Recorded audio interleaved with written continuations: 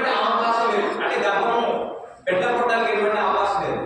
Abraham గారు 99 సంవత్సరాల వయసు గల ముసలివాడు, చాలా మనం 90 సంవత్సరాల పైబడి వయసు గల తనలో ఉంది.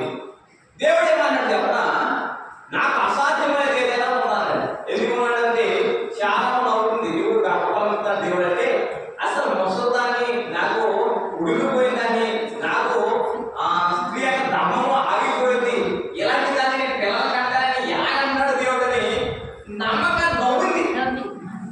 నమ్మకం ఏమైందంటే నవ్వుంది. నాకు దేవుడు ఏమన్నా నువ్వు నవ్వుతున్నావు, నాకు అసాధ్యమైనది ఏదైనా ఉందా?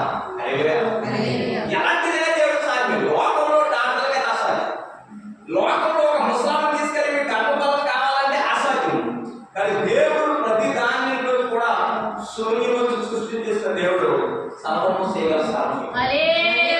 అసాధ్యమైనది ఏది లోకంలో లేనే లేదు, అసాధ్యమైనది ఏది కూడా లేదని దేవుడు తెలియపరుస్తున్నాడు. హల్లెలూయా, హల్లెలూయా. అలాగే ఇంకొక వాక్యం చూద్దాము.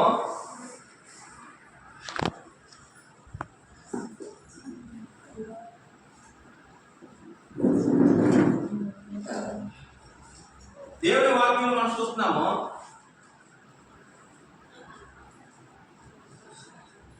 మత్తయి సువార్త 17వ అధ్యాయం 20-21 ఒకసారి చూద్దాము. అందుకైన మీ అల్ప విశ్వాసం చేతనే మీకు ఆవగింజంత ఈ విశ్వాసం ఉండండి. అలా ఈ కొండను చూసి ఇక్కడ నుండి అక్కడికి పొమ్మని అనేది పోవును, మీకు అసాధ్యమైనది ఏది ఉండనని నిశ్చయంగా మీతో చెప్తున్నానని కూర్చున్నాం. మీరు కొండ అనగా మన ఎదురుకుండా వస్తున్న శోధనలు, ఇబ్బందులు, సమస్యలు మనం అధిగమించలేనంత భారమైనవి. వాటిని చూసి మనం భయపడిపోతున్నాం కదా. కొండ గొప్పదా దేవుడు గొప్పడా? నీకు వచ్చే శోధన గొప్ప దేవుడు గొప్పడా?